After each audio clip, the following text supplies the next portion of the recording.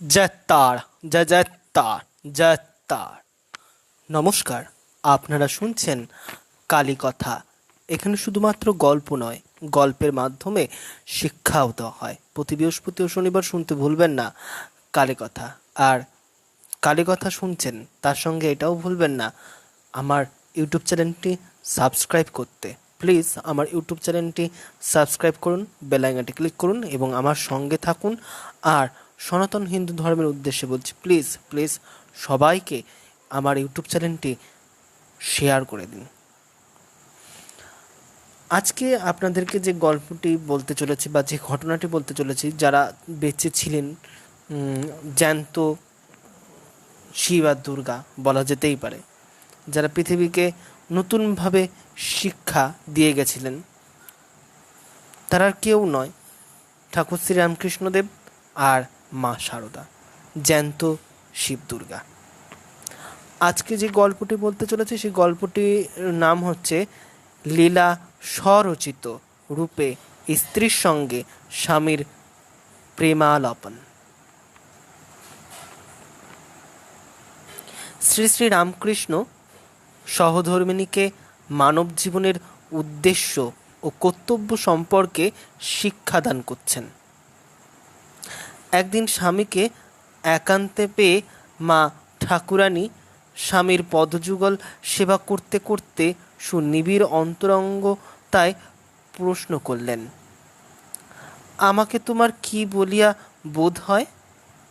ঠাকুর বললেন, যে মা মন্দিরে আছেন তিনি এই শরীরে জন্ম দিয়েছেন ও সম্প্রতি নহবত বাস করছেন এবং তিনি এখন আমার পদসেবাও করছেন। সাক্ষাৎ আনন্দময়ী রূপ বলিয়া তোমাকে সর্বদা সত্য সত্য দেখিতে পাই। স্ত্রীর প্রতি শ্রী শ্রী রামকৃষ্ণের ছিল মাতৃজ্ঞান। প্রত্যেক স্ত্রীলোকের প্রতি ছিল তার মাতৃ অনুভব। সকল স্ত্রীলোকের মধ্যেই তিনি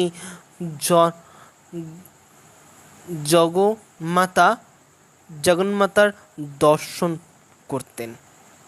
তিনি যে কিভাবে একটানা 8 মাস সহধর্মিণীর সঙ্গে একই বিছানায় নিশিযাপন করেছেন তা সম্পর্কে তিনি নিজেও বলেছেন, ও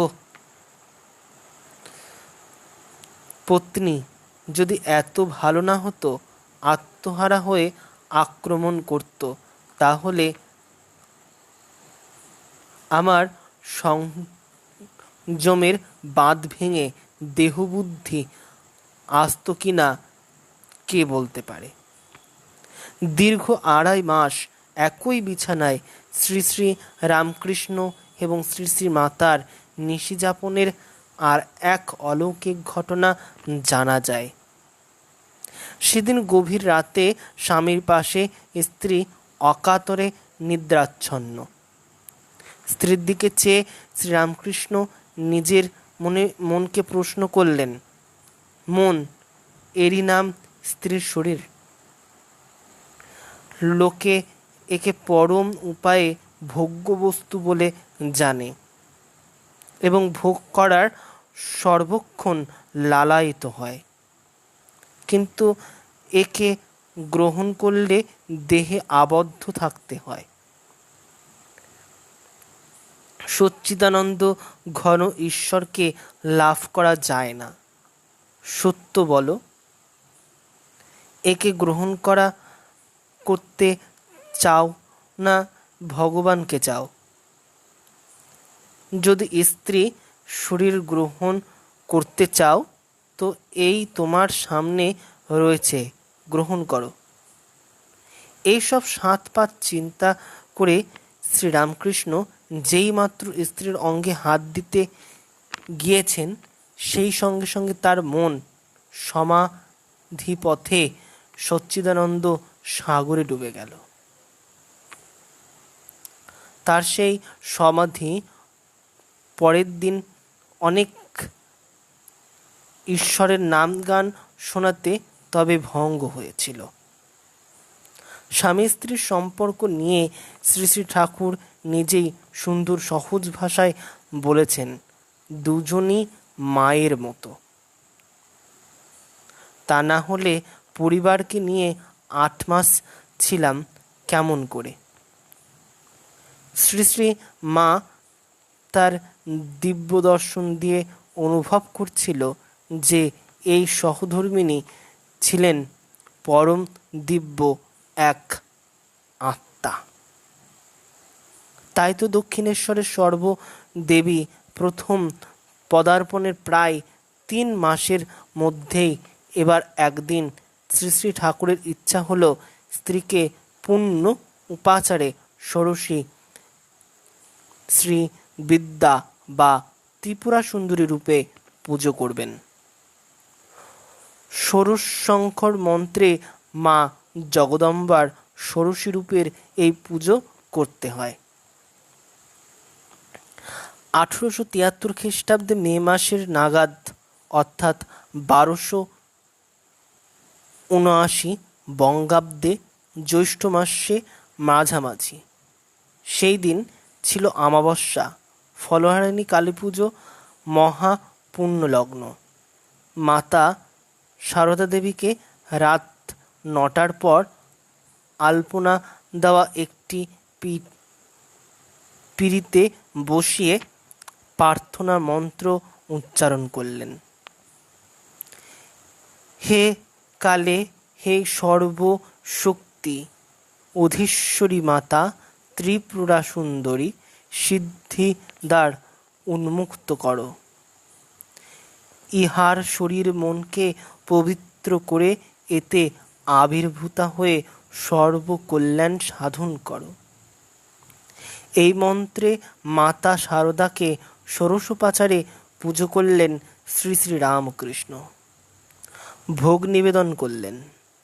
নিবেদিত দ্রব্যসমূহের সামান্য অংশ নিজের হাতে মাতা সারদার মুখে দিলেন। জননী সারদা সমাধিস্থ হয়ে গেলেন। ঠাকুরও মন্ত্রোচ্চারণ করতে করতে একসময় সমাধিমগ্ন হলেন। মা সারদা জগৎজননী রূপে প্রতিষ্ঠিত হল। এই ঠাকুর পরে মাতা সারদা 5/6 মাস শ্রী শ্রী ঠাকুরের ঘরেই শুয়েছিলেন। সেবার প্রায় 1 বছরের বেশি সময় দক্ষিণেশ্বরের অবস্থান করছিলেন মাতা সারদামণি। 1873 খ্রিস্টাব্দে সেপ্টেম্বরে তিনি কামারপুকুর চলে যান। তো আজকের গল্পটি কেমন লাগলো তা জানাতে ভুলবে না, এবং জানাতে হলে আমার কমেন্ট সেকশানে গিয়ে কমেন্ট করতে পারো, অর্থাৎ বাংলায় যেটাকে বার্তা বলে, সেখানে যাবে, গিয়ে সে বার্তা পাঠাতে পারো। তোমাদের যদি ভালো লেগে থাকে তাও লিখে পাঠাতে পারো, আর ভালো না থাকে তাও যদি না লাগে তাও লিখে পাঠাতে পারো, কোনো অসুবিধা নেই।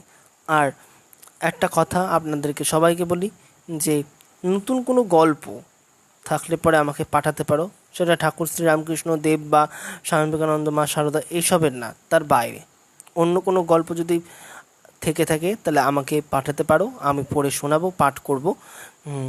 আমার ফোনের নাম্বার আমি আগে একবার দিয়ে দিয়েছি, আবারও দিচ্ছি 6291225522 6291229922 মনে থাকবে তো।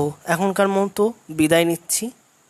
আমার চ্যানেলটি সাবস্ক্রাইব করবে, বেল আইকনটি ক্লিক করবে এবং আমার সঙ্গে থাকবে। আর সনাতন হিন্দু ধর্মকে এগিয়ে নেওয়ার জন্য সকল সনাতন হিন্দু ধর্মকে আমার ভিডিওটি শেয়ার করে দেবে। জয় তার, জয় জয় তার, জয় তার।